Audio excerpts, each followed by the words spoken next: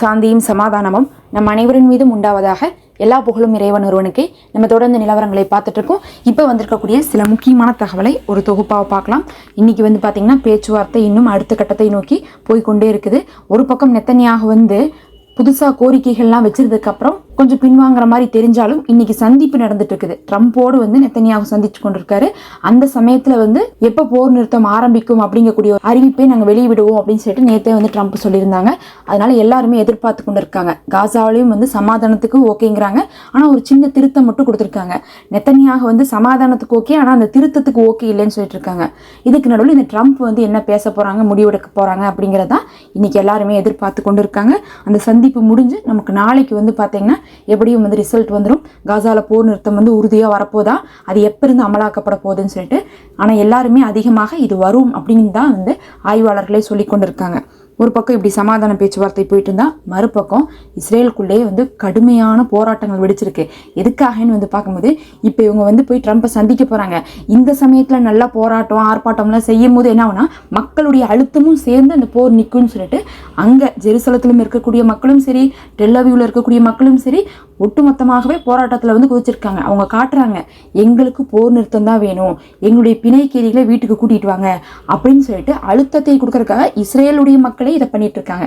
அந்த அளவுக்கு தான் பார்க்கும்போது இஸ்ரேலுக்குள்ள நெத்தன்யாகுடைய நிலைமை இருந்துட்டு இருக்கு. மறுபக்கம் இப்படிதான் நடந்துட்டு இருக்குன்னு பார்த்தா, நேத்து என்ன பண்ணியிருக்காரு நெத்தன்யாகு நம்ம சொல்லியிருந்தோம், முந்தா நேத்து நம்ம சொல்லியிருந்திருப்போம். ட்ரம்ப்பை பார்க்கறதுக்கு முன்னாடி கடைசியா நெத்தன்யாகு என்ன பண்ணியிருந்தாருன்னா, இந்த எல்லை ஓரங்கள்ல எல்லாம் ராணுவ அதிகாரிகளெல்லாம் சந்திச்சு பேசிட்டு போனாங்க.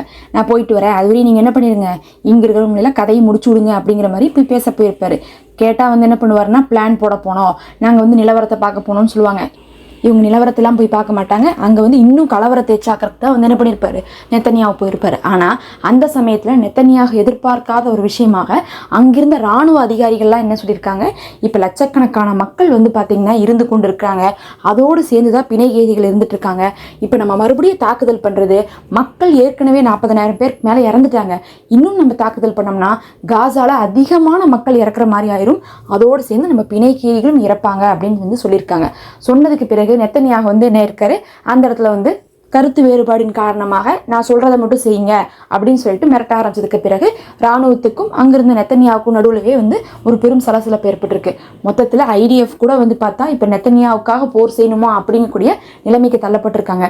இது எல்லாம் எதுக்காக காட்டுறாங்கன்னா, கரெக்டாக நீங்கள் நாளைக்கு போறீங்கல்ல ட்ரம்ப்பை பார்த்து பேசுறதுக்கு, அப்போ சீக்கிரமாக போர் நிறுத்தத்துக்கான முடிவெடுங்க அப்படிங்கிறத தான் அந்த மக்களும் போராட்டத்தின் மூலமாக வெளிப்படுத்துறாங்க.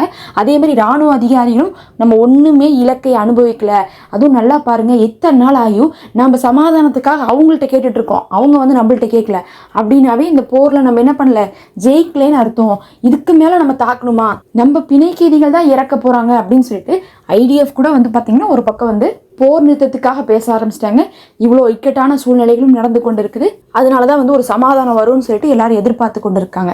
இதெல்லாம் இப்படி நடந்துட்டு இருந்தா, காசாக்குள்ள பார்த்தீங்கன்னா கடுமையான தாக்குதல் போயிட்டு இருக்கு. இன்னைக்கும் 80 பேர் இறந்திருக்காங்க, 130 பேர் படுகாயம் அடைந்திருக்காங்க. தொடர்ச்சியாக தினமும் ஒரு 100 பேராவது சராசரியா வந்துடுறாங்க இறந்தவங்களுடைய லிஸ்ட்ல. முக்கியமா பார்த்தாங்க ட்ரீட்மெண்ட் இல்லாதனால என்ன ஆகுதுன்னா, அடிபட்டு படுகாயம் அடைந்தவங்க அடுத்த நாள் இறந்துடுறாங்க ட்ரீட்மெண்ட் இல்லாம. அந்த மாதிரிதான் உயிரிழப்புகள் அங்க அதிகமாகி கொண்டே இருக்கு. நெத்தன்யாகுவை பொறுத்தளவுக்கு நிக்கிறதுக்குள்ள இன்னும் அதிகமானவங்களை கொண்டு வரணும்னு நினைக்கிறாரு. ஆனா IDF-ஐ பொறுத்தளவுக்கு அவங்களே சொல்றாங்க, இதுக்கு மேல தாக்கணுமா, அங்க லட்சக்கணக்கான மக்களும் பாதிக்கப்படுவாங்க, நம்மளுடைய பிணை கைதிகளும் பாதிக்கப்படுவாங்கன்னு சொல்லிட்டு அவங்க கூட ஏதோ ஒரு மனசாட்சியோட 1.25 வருஷம் தாக்குதல் பண்ணதுக்கு பிறகு 1-2 நல்ல விஷயங்கள் சொன்னா கூட இந்த நெத்தன்யாவுக்கு பார்த்தா அதுல கூட மனசு திருப்தி இல்லாம தான் கடைசி நேரத்துல வந்தபோது கூட பார்த்தா அதிகமான தாக்குதலை பண்ணுங்க, நான் போனேன்னா உடனே சமாதானம் வந்தாலும் வந்துருவோம், அதுக்குள்ள நீங்க என்ன பண்ணிருங்க, அதிகமான உயிரிழப்புகளை ஏற்படுத்திருங்கன்னு சொல்லிட்டு தான் சொல்ல போயிருக்காரு. இதெல்லாம் இல்லாம காசாக்குள்ள இருக்கக்கூடிய 14 போராளி குழு அமைப்புகளும் சேர்ந்து இன்னைக்கு ஒரு அறிவிப்பு கொடுத்திருக்காங்க. நம்ம 2 நாளைக்கு முன்னாடி பார்த்தோம், காசால நீதிமன்றம் நடத்தப்பட்டுச்சு.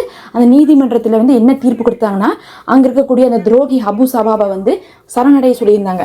அவன் யாருன்னு பார்த்தா காசாக்குள்ளேயே இருக்கக்கூடிய ஒருத்தவன் தான். அவனுக்கு பார்த்தீங்கன்னா ஒரு 28 வயசு தான் இருக்கும். ஆனா அவன் ஒரு கூட்டத்தை சேர்த்திட்டு என்ன பண்ணிட்டு இருக்கான்னா, இஸ்ரேலுக்கு ஹெல்ப் பண்ணி காசால இருக்கக்கூடிய மக்களுக்கே உணவு கிடைக்க விடாம செஞ்சுட்டு இருந்தான்.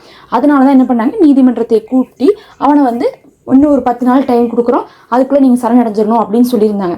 ஆனால் இவன் பார்த்தீங்கன்னா சரணடைஞ்ச பாடலாம் இல்லை, சரணெல்லாம் அடைய மாட்டாங்க. இவங்க இஸ்ரேலுக்கு ஹெல்ப் பண்ணிட்டு இருக்காங்கன்னா அவங்க எப்படி சரணடைய போகிறாங்க. அதனால இன்னைக்கு என்ன பண்ணிட்டாங்கன்னா 14 போராளி குழுக்களும் சேர்ந்து சொல்லிட்டாங்க, நீ வந்து சரணடையணும், அப்படி இல்லாட்டினா நாங்கள் உன்னை எப்போ பார்த்தாலும் சுட்டுருவோம்னு சொல்லிட்டு இன்னைக்கு 14 குழுக்கள்லேருந்து சொல்லியிருக்காங்க. அநேகமாக அவன் வந்து சரணடைகிறதுக்குலாம் வாய்ப்பே கிடையாது. இனி எங்கே பார்த்தாலும் சரி 14 குழுக்கள் இருந்துமே கொல்ல போகிறோன்னு சொல்லிட்டு வெளிப்படையாகவே இன்னைக்கு பகிரங்கமாக அறிவிப்பை கொடுத்துருக்காங்க. இவனை மாதிரி இருக்கக்கூடிய ஆட்கள்னால தான் அங்கே காசா மக்கள் ரொம்பவே கஷ்டப்பட்டுட்டு இருக்காங்க. அங்கே பார்த்தீங்கன்னா ஒரு தண்ணி கிணறுக்கு போய் தண்ணி எடுக்கிறதுக்கு கூட வழி இல்லாமல் ஆயிரக்கணக்கான மக்கள் தாகத்தோடு இருக்காங்கம்மா. பொதுவாகவே வந்து எல்லா இடத்துலையுமே வந்து தண்ணிக்குன்னு சொல்லிட்டு சில சௌரியங்கள்லாம் இருக்கும். அந்த சௌரியங்கள் எல்லாத்தையுமே வந்து இஸ்ரேல் என்ன பண்ணிட்டாங்க, அழிச்சிட்டாங்க. அது எல்லாம் அழிச்சாலும் கூட கிணறுகள்லேருந்து தண்ணி எடுத்து குடிச்சிட்டு இருந்தாங்க. அதுக்கு கூட வந்து பார்த்தீங்கன்னா விடாமல் தான் என்ன பண்ணிட்டு இருக்கான் இந்த துரோகி வந்து அந்த மக்கள் வரக்கூடிய இடத்தெல்லாம் வந்து காட்டி கொடுத்துட்டு, ஏன்னா அவன் அங்கேயே இருக்கிறதுனால அவனுக்கு எல்லாமே தெரியுது காசாவில் எது எங்கே இருக்குன்னு சொல்லிட்டு. அவன் ஹெல்ப் பண்ணுறதுனாலேயே மக்களுடைய உணவுகள் எல்லாமே வந்து இஸ்ரேல் வந்து சூறையாடினாங்க. தண்ணி எதுவுமே வந்து அவங்களுக்கு கிடைக்க விடாமல் இன்னைக்கு கூட தண்ணி தாகத்திலேயே வந்து மக்கள் இறக்கக்கூடிய நிலைமைக்கு ஆளாக்கியிருக்காங்க. இந்த மாதிரி சில துரோகிகள்னால தான் பாலஸ்தீனம் வந்து சுதந்திரம் அடையாமையே இருந்து கொண்டு இருக்கு. இவர்கள் அவங்களுடைய லாபத்தை மட்டுமே பார்க்குறாங்க. அங்கே லட்சக்கணக்கான மக்கள் இறக்குறாங்களே அப்படிங்கக்கூடிய ஒரு மனசு கூட வரமாட்டேங்குது. நமக்கே ஆச்சரியமாக இருக்கும். மற்றவங்களுக்கு கெடுதல் செய்கிறோம் சரி, அது வந்து மறைவில் செய்வோம் எல்லாரும். ஆனால் இவ்வளோ லட்சக்கணக்கான மக்கள் இவ்வளோ கொடூரமாக வந்து கொல்ற அளவுக்குலாம் ஒருத்தவங்களுக்கு நம்ம கெடுதல் செய்ய மாட்டோம். ஒரு சின்ன சின்ன லாபத்துக்காக சுயநலமாக இருக்கிறது, பொய் பேசுறது அப்படிங்கிறது வேற. இப்படியுமா இருப்பாங்கன்னு ஆச்சரியப்படுற அளவுக்கு இந்த அபு சபாப் இருந்து கொண்டிருக்கிறான். சீக்கிரமாகவே அந்த போராளிகளுடைய கண்ணில் பட்டு அடிபட்டு சாகணும். அடுத்து அப்படியே நம்ம பார்த்தோம்னா ஏமன் வந்து பார்த்திங்கன்னா இன்றைக்கி ஒரு கப்பலை வந்து தாக்கியிருக்காங்க. ஒரு 3 மாதம் ஆச்சு அவங்க கப்பலையெல்லாம் தாக்குறதே கிடையாது. அதுலேயும் இந்த அமெரிக்காவுக்கும் அவங்களுக்கும் டீலிங் வந்ததுக்கு பிறகே வந்து பார்த்திங்கன்னா கப்பல் தாக்குதலே இல்லாமல் தான் இருந்துச்சு. இன்றைக்கி தாக்கப்பட்ட கப்பல் வந்து பார்த்திங்கன்னா ஆம்ஃப்ரே அப்படின்னு சொல்லக்கூடிய கம்பெனியை சேர்ந்தது. அது வந்து ஒரு பிரிட்டிஷ் கப்பல். ஆனால் அது இஸ்ரேலோட டைப்பில் இருக்காங்க. இஸ்ரேலுக்கான ஆதரவு கொடுக்கக்கூடிய கப்பலாகவும் இஸ்ரேலுக்கு பொருளை ஏற்றுமதி இறக்குமதி செய்யக்கூடிய கப்பலாக இருக்கிறதுனால இன்றைக்கி வந்து பார்த்திங்கன்னா செங்கடல்லையே வச்சு ஏமன் தாக்கியிருக்காங்க. தாக்குனதில் வந்து பார்த்திங்கன்னா அது பற்றி எரிஞ்சிட்டு இருக்குது. முதல்லாம் வந்து எச்சரிக்கையெல்லாம் கொடுத்துட்டு இருந்தாங்க, திரும்பி போயிருங்கன்ட்டு. இப்போ எச்சரிக்கையெல்லாம் கிடையாது. யார் கேட்டு நீங்கள் வந்தீங்க, 1.25 வருஷமாக இந்த இடத்த நாங்கள் வரக்கூடாதுன்னு சொல்லியிருக்கோம்னு சொல்லிட்டு இன்றைக்கி என்ன பண்ணியிருக்காங்கன்னா கப்பல் எதிர்ப்பு ஏவுகணைகள் வந்து வீசியிருக்காங்க. ஆள் இல்லாத கப்பல் ட்ரோன்களை வந்து அனுப்பியிருக்காங்க. அதில் வந்து பார்த்திங்கன்னா ஆள் இருக்க மாட்டாங்க. ஆனால் பார்க்குறக்கு ஒரு குட்டி படகு மாதிரி தெரியும். அந்த படகு என்ன பண்ணுவாங்கன்னா ரிமோட் மூலமாக வந்து இயக்குவாங்க. அது கரெக்டாக போய் அந்த பெரிய கப்பல் இருந்துச்சு பாருங்கள், அது மேலே பட்டுனா அது வெடிச்சிரும். அந்த மாதிரி வந்து பார்த்திங்கன்னா 4 கப்பல் ட்ரோன்களை அனுப்பியிருந்திருக்காங்க. அதனால் அது வெடிக்கப்பட்டு இப்போது அந்த பிரிட்டிஷுடைய இஸ்ரேலோட டைப்பில் இருக்கக்கூடிய அந்த கப்பல் வந்து பற்றி எரிஞ்சு கொண்டு இருக்கு. இதெல்லாம் தான் இப்போ வந்து முக்கியமான தகவல். நம்ம அடுத்த ஒரு காணொலியில் சந்திப்போம்.